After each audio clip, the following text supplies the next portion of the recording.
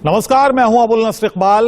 देश का सवाल में आपका स्वागत है। अक्टूबर आते आते देश में त्योहारी सीजन की शुरुआत हो जाती है। दशहरा, दिवाली, कई त्योहार धूमधाम से मनाए जाते हैं। त्योहार आने से पहले से ही लोग खर्च के हिसाब से रुपए जोड़ना शुरू भी कर देते हैं, लेकिन इस बार लोगों के अरमानों पर पानी फिरता नजर आ रहा है। उनके जमा किए गए रुपये भी कम पड़ने लगे हैं और वजह है दिवाली से पहले महंगाई का बम। पहले तो सिर्फ पेट्रोल और डीजल पर ही हाहाकार था, लेकिन अब तो दूध, सब्जी, फल, खाद्य तेल, सभी सीएनजी, पीएनजी के दाम भी आसमान छू रहे हैं। ऐसे में मध्यम वर्गीय परिवारों की पहली चिंता ही यही है कि आखिर इतनी महंगाई में त्योहार मनाएं तो कैसे मनाएं। महंगाई बम पर हम अपने गेस्ट पैनलिस्ट से भी चर्चा करेंगे, लेकिन उससे पहले देखिए देश के अलग अलग हिस्सों से महंगाई पर हमारी ये रिपोर्ट्स। महंगाई की मार, जनता बेहाल। इस वक्त देश में हर एक चीज महंगी है, चाहे खाने पीने की बात करें, दूध की बात करें, पेट्रोल की बात करें, सीएनजी की बात करें। हाल में ही सीएनजी के जो रेट है उसमें 3 रुपए का इजाफा किया गया था। देखिए इसमें अभी जो सीएनजी का रेट है वो 81 रुपीज है। इससे पहले 3 दिन पहले जो ये रेट था 78 रुपए पर केजी था, मगर 3 रुपए का इजाफा करने के बाद जो टेम्पू चालक है उन पे काफी परेशानी आई है, जो रेट पे उनका इजाफा करना पड़ा। भैया ये बताइए, लगातार सीएनजी के दाम बढ़ रहे हैं, आप अपना किराया बढ़ाते हैं? अब क्या बताए भाई, अब जो है तो चल ही रहे हैं, अब कैसे बोल सकते हैं। अब बताओ, अब पहले 47 रुपये हो रहे थे गैस, अब 82 रुपये गैस हो रहे हैं। तो महंगाई तो पहले 200 में सिलेंडर फुल हो रहा था, अब 400 में सिलेंडर 500 में फुल हो रहा है। ये बताइए, पहले जो आपका लोकल किराया कितना था और अब कितना हो चुका है? अब 30 रुपये हो गया है, पहले 20 रुपये 15 रुपये में काम चल रहा था, अब 30 रुपये हुआ है। महंगाई की मार, जनता बेहाल। इस वक्त पूरे देश में हर एक चीज महंगी हो रही है, चाहे हम खाने पीने की बात करें, सिलेंडर की बात करें, दाल चीनी की बात करें, सब्जी की बात करें, हर एक चीज की जो रेट है वो आसमान छू रहे हैं। देखिए ये जो सब्जी हैं इनकी भी जो दाम है लगातार इन पे इजाफा हो रहा है। लोगों का ये कहना है कि जो बेमौसम बरसात है उसके वजह से तमाम जो सब्जियां हैं वो महंगी हुई है। भैया ये बताइए, जिस तरीके से लगातार सब्जियों के दाम बढ़ रहे हैं, क्या कहना चाहेंगे इस पे?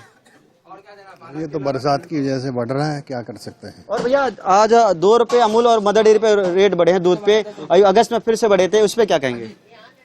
अब वो तो किसानों को उसकी दूध का पर्याप्त दाम मिले इसके लिए बढ़ाना पड़ता है। दूध की जो है प्रोडक्शन कम है, किसानों की भी लागत बढ़ गई है, वो बढ़ गया तो ठीक है। बिल्कुल, देखिए लोगों का कहना है कि बाकी हम और जो विक्रेता उनसे बात करते हैं। भैया ये बताइए, लगातार सब्जी के दाम बढ़ रहे हैं, ये आप और लोगों से बात करते हैं, अंकल जी से बात करें। अंकल जी ये बताइए, पहले टमाटर कितने रुपए किलो मिलता था और आज कितने रुपए मिलता है? पहले 2 रुपए किलो बिकता था और आज के टाइम में कितने रुपए किलो मिलेगा? 70 रुपए किलो, 60 रुपए किलो, 50 रुपए किलो, 40 रुपए किलो। तो ये महंगाई है या नहीं है? महंगाई तो है ही है।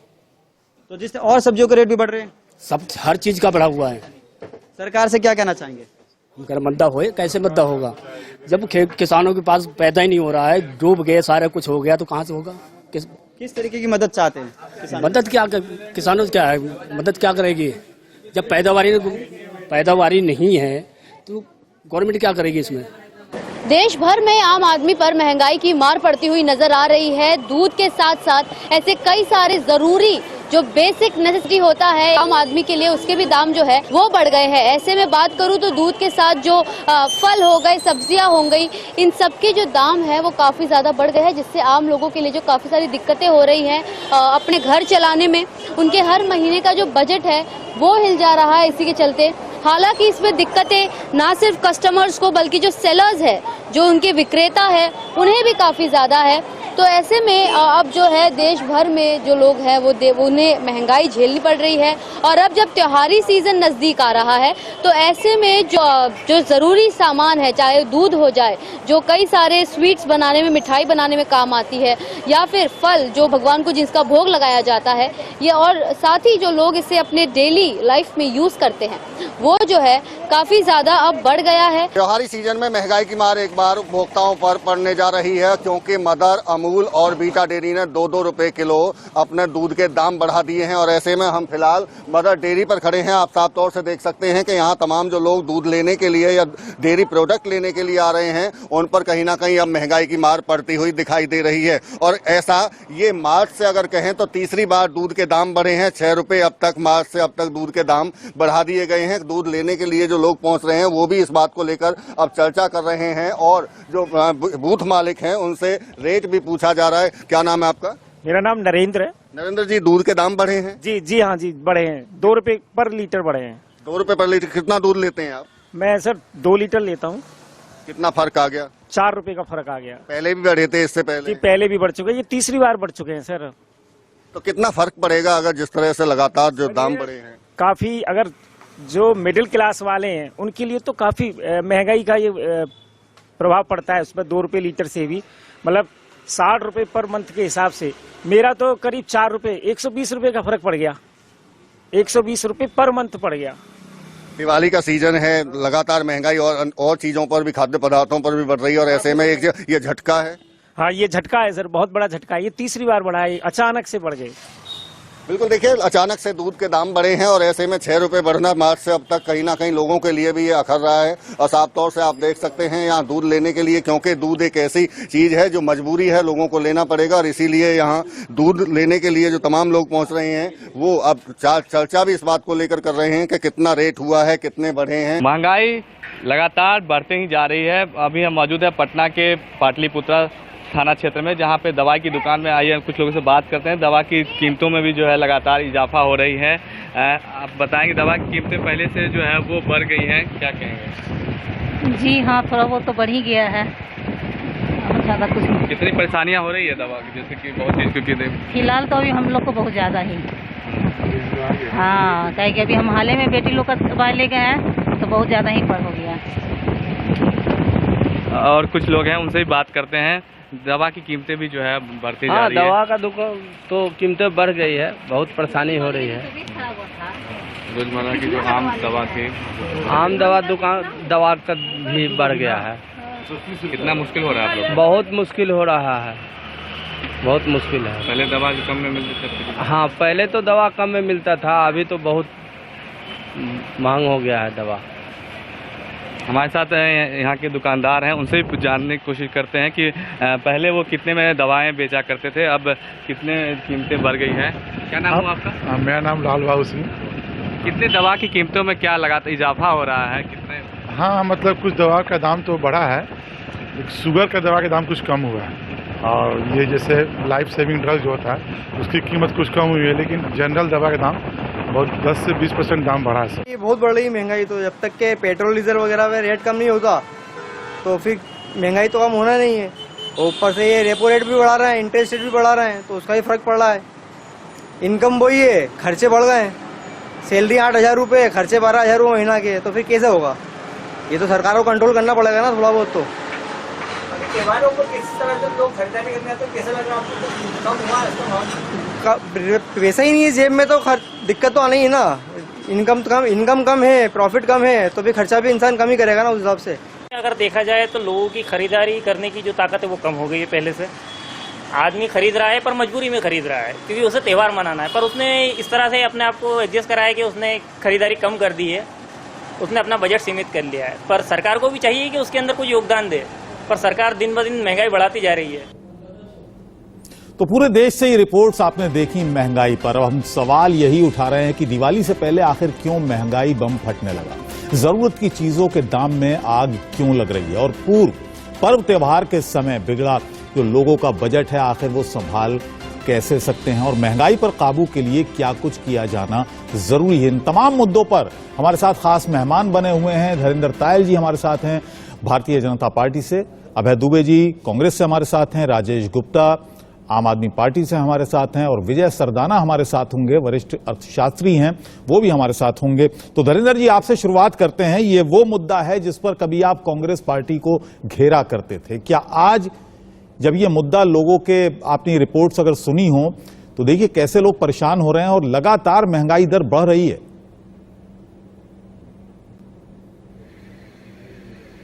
बिल्कुल बढ़ रही है, इसमें कोई डाउट नहीं है, लेकिन हमें जैसे आपने कहा कि इस पे हम कांग्रेस को घेरा करते थे, किसी को घेरने का विषय नहीं है।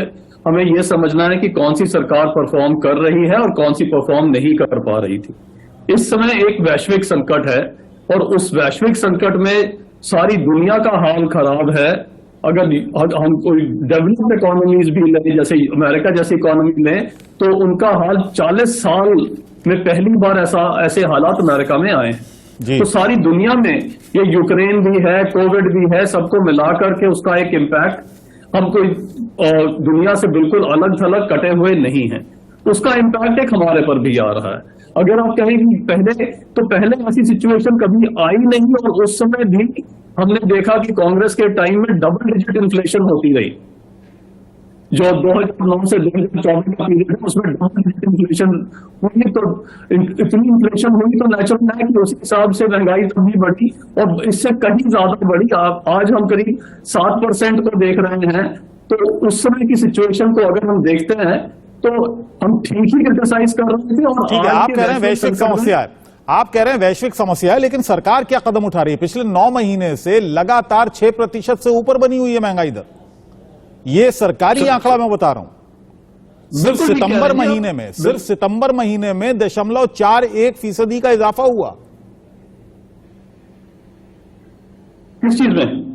महंगाई खुदरा दर जो है महंगाई की, जो होलसेल प्राइस इन्फ्लेशन है, वो सितंबर के महीने में डेटा मेरे पास है 10.7% आई, जो कि अगस्त में 12.41% थी। तो 2% गिर हुई है, और उसमें मेजर कॉन्ट्रीब्यूटर यही जो आम आदमी को चाहिए। नहीं, आपकी आवाज हमें सही नहीं मिल पा रही है। मैं आपके पास आऊंगा, फिलहाल अभय जी के पास हम चलेंगे। अभय जी, महंगाई जिस तरह से बढ़ रही है लगातार, आपको क्या लगता है, जो अभी बताया धर्मेंद्र जी ने कि ये एक वैश्विक समस्या है, और क्योंकि पूरी दुनिया पर इस वक्त संकट है, तो लिहाजा भारत भी उससे अछूता नहीं रहा है? देखिए, मोदी सरकार के करतूतों और कारनामों का खामियाजा देश को भुगतना पड़ रहा है। ये बार बार कोविड के क्राइसिस के पीछे छिपते हैं, बार बार कहते हैं कि इंटरनेशनली इन्फ्लेशन बढ़ रहा है, या यूक्रेन रशिया वॉर है, इसके पीछे छिपने की कोशिश करते हैं। लेकिन सरकार की गलतियों पर पर्दा डालने के लिए कब तक समूचे विश्व को आप क्या गलतियां हैं बताइए? आप ये जो कह रहे थे ना डबल डिजिट, अभी सितंबर का जो कंज्यूमर प्राइस इन्फ्लेशन का डेटा आया है, उसमें अनाज है 11.53%। जरा ये सज्जन कौन है, कान खोलकर सुने इस बात को। वेजिटेबल का है 18.05%, स्पाइसेस मसाले का है 16.88%, फ्यूल्स एंड लाइट का है 10.39%। सारे डबल डिजिट और डबल डिजिट से भी पार। रुपया आज इस स्तर तक गिर गया है कि इनके मार्गदर्शक मंडल की उम्र से भी पार चला गया। हम कोई एक्सपोर्ट इकोनॉमी तो है नहीं, हम लोग तो इंपोर्टर्स हैं। हम कितना बड़ा खामियाजा उसका भुगत रहे हैं, ये सरकार को देखना चाहिए। प्रधानमंत्री जी क्या कहते थे कि एडिबल ऑयल का प्रोडक्शन में इतना बढ़ा लूंगा कि हमको कम से कम इंपोर्ट। आप वजह बताइए ना। आप ये कह रहे थे कि मैं वजह बताता हूं, गलतियां सरकार कर रही है और वैश्विक समस्या उसको बता रही है, तो वो गलतियां क्या हैं आप ये बताइए। अब आप अगर समझने की कोशिश करते हो तो मैं वही बता रहा था, आपने बीच में इंटरप्ट किया। प्रधानमंत्री जी ने कहा था, देखिए 2-3 फैक्टर्स हैं। इन्होंने क्या कहा था? इन्होंने कहा था कि जो सबसे बड़ा महंगाई का कारण है वो है एक तो क्रूड ऑयल, एनर्जी का। इन्होंने कहा कि एनर्जी बिल्कुल ठीक बात है। दूसरा एडिबल ऑयल, जो 2 मेजर चीजें हैं हम इंपोर्ट करते हैं, उससे फर्क पड़ता है। प्रधानमंत्री जी आपने कहा था कि हम ऑयल सीड्स का प्रोडक्शन, जिससे खाने का तेल बनता है, वो किसान भाई अच्छा उत्पादित करेंगे और हम इंपोर्ट पर कम डिपेंडेंट हो जाएंगे जी। तो 25 मिलियन टन से वो 36 मिलियन टन किसानों ने कर दिया। फिर आपने इंपोर्ट ऑयल का क्यों बढ़ा दिया? कौन 2 धन्ना सेठ हैं जो तेल के कारोबार में कूदे? बताइए देश को। आज दाल हमारे यहाँ देश में जितनी आवश्यकता है उतना उत्पादन हो रहा है। 23 मिलियन टन चाहिए, 24-25 मिलियन टन दाल पैदा हो रही है। फिर जो 66 रुपए की दाल एमएसपी की है, वो 200 रुपए कैसे पहुंच गई प्रधानमंत्री? ठीक है, इसका जवाब ले लेते हैं। इसका जवाब ले लेते हैं। पर्याप्त संसाधन है, पर्याप्त पैदावार है। एक सेकंड, नहीं 1 मिनट और। क्रूड ऑयल का प्रोडक्शन प्रधानमंत्री जी ने कहा था इंडिजीनियस प्रोडक्शन बढ़ाऊंगा। अब 56 लाख मैट्रिक टन क्यों क्रूड ऑयल का प्रोडक्शन आपकी सरकार के समय कम हो गया कि हमारी डिपेंडेंसी बढ़ गई? आप ये बताइए, ईरान से चाइना तो 40% सस्ता क्रूड ऑयल ले रहा है, और आप जो वैश्विक ख्याति के नेता हैं कहलाते हैं, वो अमेरिका को समझा नहीं पा रहे। मैं तायल साहब से इसका जवाब लूंगा, लेकिन पहले शामिल कर लूं जरा मैं राजेश गुप्ता जी को, वो भी हमारे साथ हैं, उनका जरा कमेंट ले लें। राजेश जी। जी देखिए, मेरा ये मानना है कि आप अभी जो पूछ रहे थे कि सरकार कहाँ गलती कर रही है, तो देखिए हर सरकार की एक प्राथमिकता होती है कि सरकार क्या करना चाहती है। एक तरफ दिल्ली की सरकार है, आप देखते हैं हम बार बार कहते हैं कि हमें शिक्षा या चिकित्सा और सुरक्षा में काम करना है। ये जो केंद्र की सरकार है, इसकी प्राथमिकता है कि कैसे दूसरी सरकार के एमएलए खरीदे जाए, ऑपरेशन लोटस करे जाए। इनका ध्यान महंगाई की तरफ, जनता की तरफ बिल्कुल नहीं है। इन्हें पैसा चाहिए एमएलए खरीदने के लिए। अभी गोवा में खरीदे इन्होंने, आपने देखा ही, दिल्ली में तो फेल हो गए। दूसरा, अभी जो बात हो रही थी कि भाई हम तो बहुत बड़ी इंपोर्ट कंट्री है, हम तो पेट्रोल और डीजल बाहर से लेते हैं, ठीक बात है साहब। उसके बाद में एक परफेक्ट एग्जांपल आपको देता हूं कि जो सोलर वाटर हीटर है, भाई सोलर पे आप जाओ ना, आपको कुछ ना कुछ ऑप्शंस बनाने हैं। अगर आपको पेट्रोल डीजल नहीं लेना है तो कोई ऑप्शन बनाने हैं, तो आपने सोलर वाटर हीटर पे 18% टैक्स कर दिया, 5% से। एलईडी बल्ब पे 18% पर टैक्स कर दिया। आप जो उसकी वैकल्पिक व्यवस्था है उस पर टैक्स लगाते हो। आपकी कंफ्यूजन देखिए, सीएनजी पहले ये रहता था कि सस्ती पड़ती थी, लोग लगवाते थे साहब। आज सीएनजी कल ही 3.5 रुपए और बढ़ गई। मैं दिल्ली के रेट बता रहा हूं आपको, कई जगह तो 100 रुपए हो गई या 81 रुपए है साहब। कहां पेट्रोल और डीजल के अंदर अंतर रह गया? क्या सीएनजी में फायदा है? कभी कहते हैं हम ईवी लेके आएंगे, ईवी को बढ़ावा देंगे, अब कहते हैं हम फ्लेक्सी फ्यूल लेके आएंगे, कभी कहते हैं हाइब्रिड लेके आएंगे, कभी कहते हैं कुछ, कभी कहते हैं कुछ। बड़ी बड़ी कंपनियां यहां से परेशान होकर बाहर जा रही है हिंदुस्तान छोड़ के। तो जिस सरकार को यही नहीं मालूम कि मैं आप दोनों के जवाब लूंगा। एक और हमारे साथ खास मेहमान है, विजय सरदाना साहब हमारे साथ हैं, सीनियर इकोनॉमिस्ट हैं। विजय जी, आपने सबकी बात सुनी। अब जाहिर है इसमें सियासत भी शामिल होती है, क्योंकि जैसे ये महंगाई का मुद्दा आता है, और मुझे लगता है कि ये मुद्दा हमारे देश में सबसे पुराना मुद्दा है, क्योंकि शुरू से हम सुनते आए हैं, बचपन से सुनते आए हैं, इस पर गाने भी बने हैं, इस पर फिल्में भी बनी हैं, और महंगाई का मुद्दा हमेशा रहा है, हर सरकार में रहा है। लेकिन यहां पर मैं आपसे जानना चाहूंगा, हमारे दर्शकों के लिए जानना चाहूंगा कि आखिर सबसे बड़ी वजह जो ये लगातार बढ़ रही है पिछले 9 महीने से, बल्कि 1 साल से भी ज्यादा समय हो गया, हम देख रहे हैं कि महंगाई दर लगातार बढ़ रही है। खुदरा महंगाई दर में बहुत ज्यादा इजाफा हो रहा है, उछाल आ रहा है। इसकी बेसिक वजह क्या है? सबसे पहले आपको और आपके दर्शकों को मेरा प्रणाम। मेरी आवाज आ रही है आपको? जी जी, मिल रही है, बोलिए आप। ओके, देखिए सबसे इंपॉर्टेंट चीज क्या है कि 2 चीजों पे हमें देखना पड़ेगा। एक तो है जो फ्यूल ओरिएंटेड इन्फ्लेशन है, जहां पे जब आप तेल आयातित करते हैं, जिस तरह से अंतर्राष्ट्रीय स्थिति है, उसमें दोनों तरह की जो चीजें वो आपके कंट्रोल में नहीं है। पहला है फ्यूल के रेट यूक्रेन रशिया को लेके, दूसरा आपका है डॉलर का लेके। जिस तरह से अमेरिकन बैंक अपने इंटरेस्ट रेट बढ़ा रहे हैं जी, डॉलर वापस खिंच के अमेरिका जा रहा है, तो उसका एक असर है। और ये सिर्फ भारत में नहीं है, पूरी दुनिया में। अगर आप बाकी करेंसीज का हाल देखें तो हमसे भी बहुत ज्यादा बुरा है, इंक्लूडिंग यूरोप का हाल बहुत बुरा है, जो अपने आप को डेवलप्ड नेशंस बोलते हैं, जापान का बुरा है।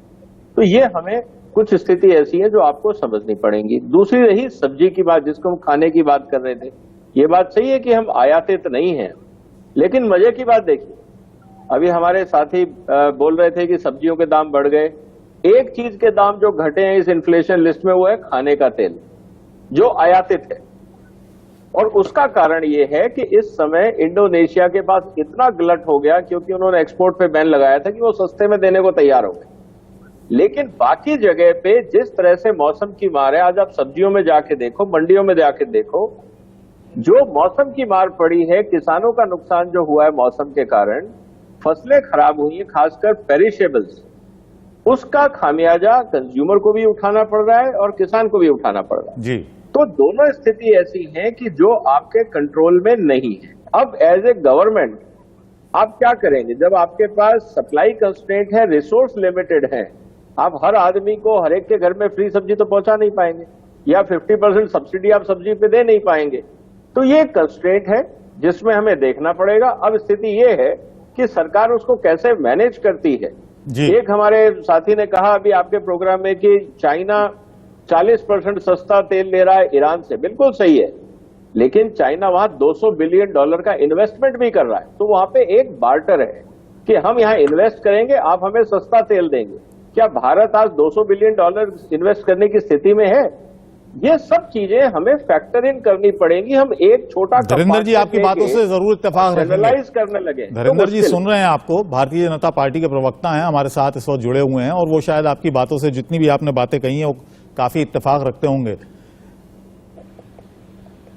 वो सिर्फ इसलिए इत्तेफाक नहीं रखना क्योंकि वो मेरी सपोर्ट में है, लेकिन दीज आर दी फैक्ट्स जो उन्होंने कहे हैं। जो आपके अभी पहले तो राजेश जी ने बड़ी इंटरेस्टिंग बातें कही हैं कि दिल्ली का मॉडल उन्होंने बताया कि ऑपरेशन लोटस की बात करते हैं, बड़ा इंटरेस्टिंग है ऑपरेशन लोटस। पंजाब में भी गवर्नर के साथ में धोखा किया, कहा कि ऑपरेशन लोटस हो गया। धीरेन्द्र जी आपका ऑडियो हमें नहीं मिल पा रहा है, ऑडियो ऑन ही रहा। आप माइक थोड़ा करीब ले आएंगे तो शायद मिल पाएगा। हेलो जी, अब बेटर है जी? जी जी अब बताइए। हाँ, तो मैं कह रहा था राजेश जी एक ऑपरेशन लोटस को लेके घूम रहे हैं। पहले तो उसने कहा कि इनको डर लगता है हमारे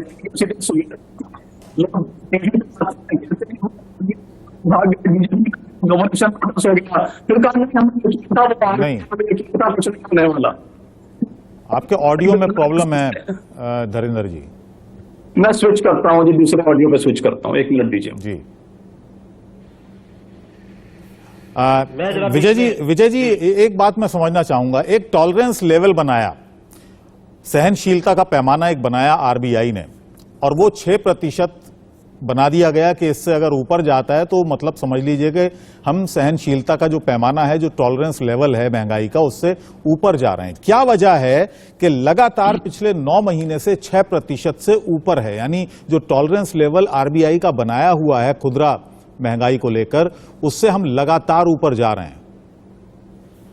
देखिए बिल्कुल वाजिब है। आपको दोनों बातें, जैसा मैंने शुरू में भी कहा कि जो चीजें आपके कंट्रोल में हैं आप उसको मैनेज कर सकते हैं, जो चीजें आपके कंट्रोल में नहीं हैं, जो आप अंतर्राष्ट्रीय बाजार पे निर्भर हैं, उसके बारे में आपको सोचना होगा। उदाहरण के लिए, अब अगर यूएस फेडरल बैंक अपने इंटरेस्ट रेट बढ़ाता है क्योंकि वहां इन्फ्लेशन 40 साल में सबसे ज्यादा है जी, और उसके लिए वो इंटरेस्ट रेट बढ़ाते हैं, तो पूरी दुनिया में जो डॉलर करेंसी है वो वापस अमेरिका जा रही है क्योंकि वहां रिटर्न उनको बेहतर मिल रहा है। डॉलर का सकिंग आउट कर रहा है सेंट्रल बैंक। तो इस स्थिति के अंदर निश्चित रूप से जब डॉलर की डिमांड बढ़ती है बाकी करेंसियां डिवैल्यू होंगी। ये एक लॉजिकल है, सिर्फ भारत नहीं हो रहा है। अगर आप आंकड़ा चाहें तो यूरोप का देखें, येन का देखें, एक कंट्री है दुनिया में जिसका स्ट्रेंथन हो रहा है और वो है रशिया का रूबल, बाकी सब डिवैल्यू हुए हैं। ये स्थिति पूरी दुनिया में। दूसरी तरफ आप आते हैं क्रूड को लेके, जब आपने सैंक्शन लगा दिए, जो दुनिया का 25% सप्लायर था रशिया नेचुरल गैस को लेके जी, और नेचुरल गैस यूज होती है आपके ट्रांसपोर्ट में, फर्टिलाइजर में। फर्टिलाइजर के दाम 200% बढ़े हैं, नेचुरल गैस के दाम 250 से 300% बढ़े हैं। अब पूरा यूरोप भी मिडिल ईस्ट से खरीदना चाह रहा है जहां से हम खरीद रहे थे। चलिए इस पर जवाब ले लेते हैं, इस पर जवाब ले लेते हैं अभय जी का। अभय जी का जवाब ले लेते हैं। अभय जी वही बात कही है विजय सरदाना साहब ने, सीनियर इकोनॉमिस्ट हैं, जो कि ये वैश्विक समस्या है, इससे हम कैसे भाग सकते हैं और इससे कैसे बच सकते हैं। कोई भी सरकार, सिर्फ भारत की सरकार नहीं, कोई भी सरकार कैसे बच सकती है? देखिए, एक तो वैश्विक समस्या है, एक मोदी सरकार हमारे देश की समस्या है। सरदाना साहब का स्वाभाविक झुकाव भारतीय जनता पार्टी की तरफ है, होता भी है, जिसका जो अपना इंक्लिनेशन है वो रहता है। नहीं, उनका झुकाव किसकी तरफ है वो तो बहरहाल वो ही बताएंगे, क्योंकि वो तो सीनियर इकोनॉमिस्ट हैं, किसी पार्टी से उनका कोई लेना देना नहीं है। नहीं, देखिए आपकी खुद की भी फेस सेविंग है, मैं जानता हूं, मैं कई डिबेट में, और मैं बुरा नहीं उस चीज को मानता। उनका इंक्लिनेशन है, स्वाभाविक है, सबका रहता है। आप शायद कम जानते हैं, जनवरी 2020 में कंज्यूमर प्राइस इंडेक्स की इन्फ्लेशन कितना था बताइए जरा? 7.6%। जी, वो इस कोविड के क्राइसिस के पहले से था। इस कोविड के क्राइसिस से पहले देखिए क्या किया मोदी सरकार ने। मुट्ठी भर पूंजीपतियों को लाभ पहुंचाने के लिए इस देश के अनऑर्गेनाइज सेक्टर को स्पॉइल किया गया। ये मिंट स्ट्रीट मेमो की रिपोर्ट बताती है। कैसे किया? तो वो रिपोर्ट खुद बताती आरबीआई की कि नोटबंदी का जो गलत फैसला था उसकी वजह से बहुत बड़ा इम्पैक्ट पड़ा हमारा एमएसएमई पर और गलत तरीके से जीएसटी लगाने पर। ये मैं नहीं कह रहा हूं, ये आरबीआई की खुद की रिपोर्ट है। अब मुझे बताइए, किसी भी विशेषज्ञ से पूछिए कि क्या आपका फ्यूल के प्राइजेस से इन्फ्लेशन पर इतना इफेक्ट होगा कि 66 रुपए की दाल 200 रुपए के पार पहुंच जाएगी? क्या खाने का तेल, और अगर भरोसा नहीं हो खाने के तेल के लिए तो आप रामविलास पासवान जी के स्वर्गीय रामविलास पासवान जी के जाने के पहले की प्रेस कॉन्फ्रेंस देखिए, और कौन बड़े व्यापारी इस तेल के खेल में कूदे वो देख लीजिए। क्या विश्व के किसी देश में हुआ है कि 142 लोगों ने कोविड के क्राइसिस में 30 लाख करोड़ रुपए कमा लिए हो और 84% लोगों की आमदनी घट गई हो, 12 करोड़ के रोजगार चले गए हो? अभी जो हंगर इंडेक्स का डेटा आया है कि हम 107वें स्थान पर आ गए। कैसे हुआ ये? क्योंकि अंडर नरिश बच्चे हिंदुस्तान में, और उसमें भी सबसे ज्यादा एनेमिक गुजरात में। हंगर इंडेक्स की बात की आपने, हंगर इंडेक्स पर पूछ लेते हैं। आपने जो सवाल उठाया पूछ लेते हैं। धर्मेंद्र जी, आवाज आप बोलिए कुछ तो। हाँ, अब आ रही है जी मेरी आवाज? जी जी आ रही है, बताइए।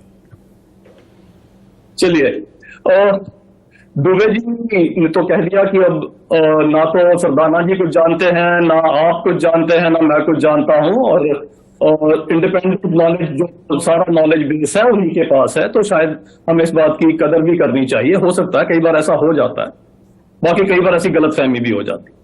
कुछ देर पहले उन्होंने ये कहा कि जो विश्वविख्यात नेता है, तो मैं एक और विश्वविख्यात इकोनॉमिस्ट की बात करूंगा जिसको उन्होंने एक स्मोक स्क्रीन की तरह प्राइम मिनिस्टर बना के खड़ा किया था। बहुत आंकड़े उन्होंने दिए, क्योंकि इस समय इन्फ्लेशन की दर है तो आंकड़े कुछ मैं भी दे देता हूं। जब 2008 इन्फ्लेशन थी 8.35, 2009 10.88, 2010 11.99, 2011 8.91, 2012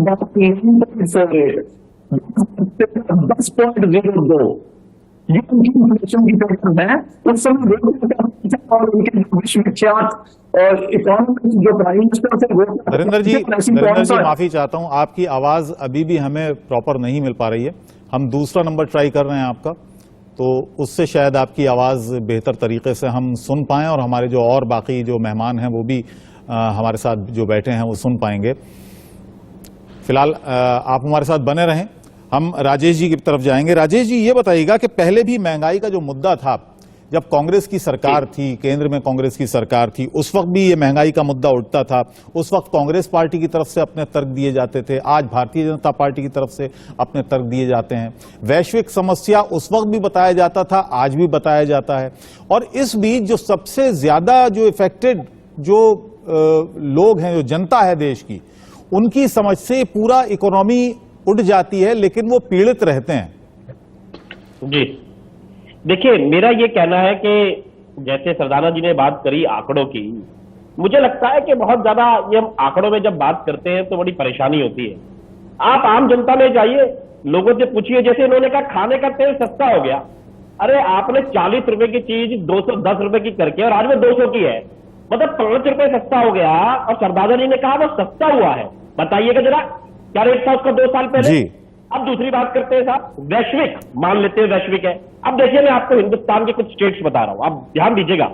गुजरात में महंगाई दर है 7.95%, मध्य प्रदेश में 8.65%, यूपी में है 7.79%, उत्तराखंड में 7.27, यानी कि 100 रुपए की जो चीज मिल रही थी वो तकरीबन 108 रुपए की गुजरात में हो गई।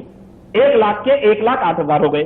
दिल्ली में लेकिन सिर्फ 1,04,000 हुए, क्योंकि दिल्ली में जो महंगाई दर है 4% है। क्या दिल्ली हिंदुस्तान में नहीं है? हम पे फर्क नहीं पड़ता। फर्क एक ही बात का है कि जो भी सरदाना जी ने कहा इन्वेस्टमेंट करी चाइना ने, हिंदुस्तान किस चीज में इन्वेस्टमेंट कर रहा है? दंगों में, लड़ाई झगड़ों के अंदर, हिंदू मुस्लिम के अंदर। अरे शिक्षा में इन्वेस्ट करो, हेल्थ केयर में इन्वेस्ट करो, जो अरविंद केजरीवाल जी कर रहे हैं, जिसका असर दिल्ली के अंदर दिखाई दे रहा है। क्योंकि मुनाफाखोरी करने वाले, जमाखोरी वाले डरते हैं कि भाई केजरीवाल आ जाएगा।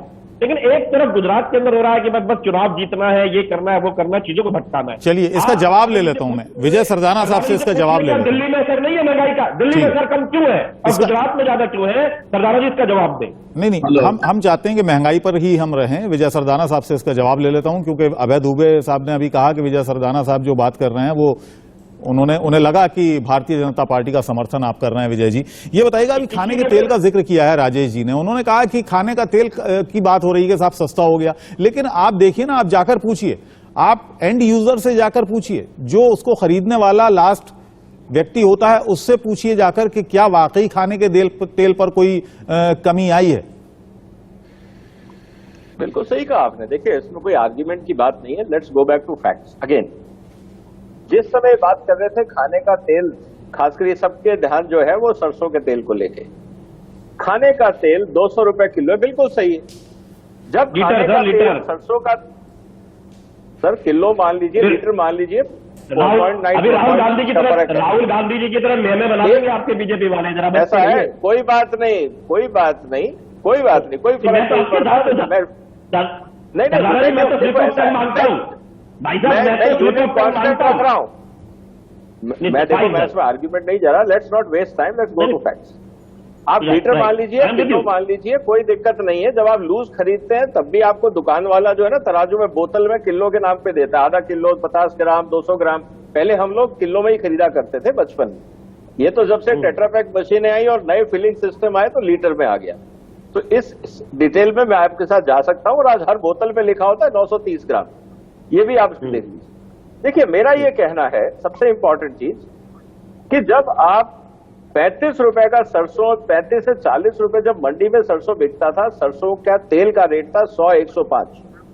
आज सरसों का रेट जो मंडी में बिकता है उसका रेट है 70 से 80 रुपए किलो के बीच में। 35% यील्ड है मस्टर्ड में। आप खुद कैलकुलेट कर लीजिए कॉस्ट ऑफ प्रोडक्शन क्या है, रॉ मटेरियल कॉस्ट क्या है। अगर आपको 200 रुपए का तेल नहीं मिलेगा और 200 से सस्ता मिलेगा तो वो मिलावटी तेल होगा सरसों का, क्योंकि कॉस्ट ऑफ प्रोडक्शन ही 200 बैठ रही है आज। तो अगर या तो आपके पास बहुत सिंपल तरीका है, हम किसानों को वापस 30 रुपए देना शुरू कर दें, सरसों के तेल के दाम 100 हो जाएंगे। अगर हम चाहते हैं किसानों के एमएसपी भी बढ़े, उनको मार्केट रेट भी मिले, उनको सब कुछ मिले, रॉ मटेरियल महंगा होता जाए और फिनिश गुड सस्ता रहे, ये तो कोई लॉजिक नहीं है दोस्तों। मतलब आप ये कह रहे हैं कि सरकार क्योंकि किसानों को फायदा पहुंचा रही है, इसलिए जो एंड यूजर तक है, जो उन तक ये महंगाई पहुंच रही है। मैं जवाब देना चाहूंगा जी, यही कहना है ना मतलब इसका। बिल्कुल। देखिए, आपको जो आउटपुट आएगा वो तो भाई तेल तो तिलों में से निकलेगा ना, तेल तो मस्टर्ड में से निकलेगा। आप मस्टर्ड का मंडी रेट ले लीजिए, 35% यील्ड कैलकुलेट कर लीजिए, आप देख लीजिए आपका खुद का कॉस्ट ऑफ प्रोडक्शन है, अभी आप कैलकुलेट कर लीजिए। ठीक है, मैं तो सारे ठीक है राजेश जी, किसानों को फायदा हो रहा है, तेल का रेट देखो। देखिए, विजय जी कह रहे हैं कि सहन कर लीजिए, किसान हमारे मजबूत हो रहे हैं। सर मेरा ये मानना है कि इंडिया न्यूज एक बहुत ही नामी चैनल है और एक बहुत ही सभ्य आप एंकर हैं। मेरी आपसे रिक्वेस्ट है सर, हम दोनों चलते हैं, किसानों से पूछते हैं उनको कितना फायदा हो रहा है। बार बार हमारे कांग्रेस के प्रवक्ता कह भी रहे थे कि एक बड़े कारोबारी जो इनके दोस्त हैं बहुत अच्छे हमारे मोदी जी के, वो तेल के कारोबार में आए और वो काफी गुना बढ़ा, और इन्होंने कहा कि किसानों को फायदा हो रहा है। आप और मैं चलते हैं सर, पूछ लेते हैं। दूसरा, इन्होंने कहा कि इनपुट कॉस्ट बढ़ रही है। सर कमाल की बात है, दिल्ली में बिजली सस्ती है, दिल्ली में लेबर बहुत ज्यादा महंगी है क्योंकि हमने मिनिमम वेजेस बढ़ा रखे हैं, फिर भी दिल्ली के अंदर 4% महंगाई बढ़ रही है सीपीआई की रिपोर्ट पे, सीपीआई जो आ रहा है, और गुजरात में 8% है, जहां लेबर सस्ती है, बिजली महंगी है। ये कौन सा अर्थशास्त्र है सर? मैं कह रहा हूं इसके अंदर बहुत ज्यादा स्टेट्स में जाने की जरूरत क्या, बड़ी सिंपल सी बातें हैं। और तेल के ऊपर बात हुई, मैंने तो इन्वेस्टमेंट की भी बात करी कि इंडिया कहां इन्वेस्ट कर रहा है। मेक इन इंडिया का जुमला फेंक दिया, लेकिन आप देखिए कि जो आपकी मैन्युफैक्चरिंग है उसकी रेट नीचे है, आपका उसका परसेंटेज नीचे जा रहा है, क्या वो भी वैश्विक है? ठीक है, धरिंदर जी के पास आऊं, धरिंदर जी से जवाब लूं इस बात का। इससे पहले अभय जी का एक कमेंट चाहूंगा। अभय जी, जो कुछ सरदाना साहब ने कहा, उन्होंने कहा कि क्योंकि लगातार हम किसानों को फायदा पहुंचा रहे हैं, सरकार किसानों को फायदा पहुंचा रही है, किसानों को उचित दाम दे रही है, तो जाहिर है उसका असर बाजार पे पड़ेगा। देखिए, किसानों को क्या फायदा पहुंचा रही सरकार, ये किसान से जाकर पूछिए। इनपुट कॉस्ट जो है वो 25,000 रुपए हेक्टेयर से ज्यादा मोदी सरकार ने किसानों की बढ़ा दी है। डीजल के प्राइसेस को ले लीजिए, फर्टिलाइजर के प्राइसेस को ले लीजिए, या कृषि यंत्रों पर जिस प्रकार जीएसटी बढ़ा दिया गया, कीटनाशकों पर जीएसटी लगा दिया गया, तो इनपुट कॉस्ट 25,000 रुपए हेक्टेयर बढ़ा दी। इसका अर्थ ये हुआ कि 2,86,000 करोड़ रुपए किसानों की जेब से मोदी सरकार अतिरिक्त खींचने लगी। 15 करोड़ हेक्टेयर में खेती हो रही, कैलकुलेट करके देख लीजिए। और स्वांग क्या रचते हैं कि 6,000 रुपए साल की मदद कर रहे हैं। अरे साहब, इनपुट कॉस्ट घटा दीजिए, वो मदद के मोहताज नहीं है। जहां तक सरदाना जी ने बात की, तो कोई सा भी ऑयल सीड्स ले लीजिए, उसकी एमएसपी से 3 गुना कॉस्ट, जो एमएसपी में बढ़ोतरी हुई वो 20-30% हुई होगी, तो तेल की कीमतों में 2 गुना 3 गुना कैसे हो गई बढ़ोतरी जी। तो ये एक नेक्सस बना हुआ है। चाहे आप पल्सेस को ले लीजिए, और खुद सीएसीपी इस बात का आरोप मोदी सरकार पर लगाता है, ये बोनस गारंटी है, बड़े धन्ना सेठ खरीद लेते हैं लेकर के, जिसी के लिए ये कृषि कानून ला रहे थे। वो वैल्यू चेन पार्टिसिपेंट्स को और फूड प्रोसेसर्स को असीमित मात्रा में संग्रहण की अनुमति दे रहे थे। वो कौन लोग हैं? वो अडानी जी का सबसे बड़ा हिंदुस्तान का फूड प्रोसेसिंग प्लांट है। कौन 2 लोग बड़े कूदे बताइए ना, बाबा और अडानी जी। इनके जब तेल के कारोबार में हाथ आया, उसके बाद से आग लग गई। तो साहब, ये नियोजित रूप से देश के नागरिकों को ठगने का काम कर रहे हैं, लूटने का काम कर रहे हैं। 27 लाख करोड़ रुपए पेट्रोलियम प्रोडक्ट पर टैक्स लगाकर इन्होंने लूटा। $20 पर बैरल पहुंच गया, तब भी क्यों नहीं? ठीक है, धर्मेंद्र जी के पास चलते हैं। धर्मेंद्र जी, उम्मीद है कि आपका ऑडियो अब हम तक पहुंच पाएगा। बहुत सारे आरोप लग रहे हैं। आम आदमी पार्टी ने आरोप लगाया, वो भी आपने सुना। उन्होंने कहा कि भारतीय जनता पार्टी की सरकारें हैं और सरकार सिर्फ सरकार बनाने और बिगाड़ने में लगी हुई है, उसका लोगों की तरफ कोई ध्यान नहीं है। कांग्रेस प्रवक्ता हमारे साथ हैं, उनके भी आरोप आपने सुने कि किस तरीके से बड़े जो बिजनेस घराने हैं उनको फायदा पहुंचाने के लिए सरकार काम कर रही है। मैं सारे जवाब अभी दे देता हूं। आई होप कि मेरी आवाज अब आ रही है। जी, आ रही है, बताइए। एक तो जहां तक आम आदमी पार्टी का सवाल है, इनको हर समय यही भय खाता रहता है कि कोई हमारी सरकार गिरा देगा, तो उसमें तो कोई कुछ कर नहीं सकता। पंजाब में भी जहां जनता ने उनको इतना समर्थन दिया, इतना भरपूर समर्थन दिया, उसमें भी उन्होंने आगे बढ़ के ये कहा कि जी ऑपरेशन लोटस हो रहा है। गवर्नर से झूठ बोला। हम ट्रस्ट वोट, कभी किसी ने सुना है ट्रस्ट वोट? अपने आप नो ट्रस्ट मोशन होता है कि ट्रस्ट मोशन होता है? ये नई चीजें लेके आ रहे हैं और अपने ही लोगों पे जासूसी कर रहे हैं। इनके तो लोगों को हम खाना खिला रहे हैं। इतनी करप्शन हो गई कि सरकार इनके लोगों को जेल में खाना मुफ्त खिला रही है। They should be grateful to the BJP government.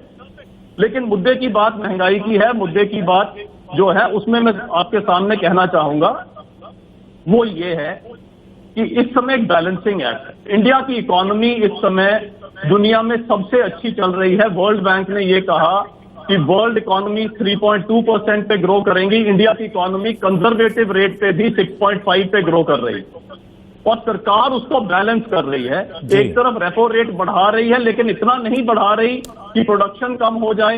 Export बढ़ रही है इंटरनेशनली, क्योंकि आपके दर्शकों को पॉलिटिक्स से लेना देना नहीं है। उनको मतलब ये है कि मैं दर्शकों की बात कर रहा हूं, मैं एक आम हिंदुस्तानी की बात कर रहा हूं। आपने कहा कि सब कुछ बढ़ रहा है, सब कुछ इकोनॉमी बढ़िया चल रही है, लेकिन आम आदमी जिस तरह से परेशान है महंगाई को लेकर, मैं उस पर आपका ध्यान दिलाना चाहूंगा। आपने आंकड़े बता दिए, आपने वर्ल्ड बैंक का बयान सुना दिया, आपने सब कुछ कर दिया, लेकिन आम आदमी की अभी आपने हमारी जो रिपोर्ट्स हैं वो देश भर की रिपोर्ट्स हैं।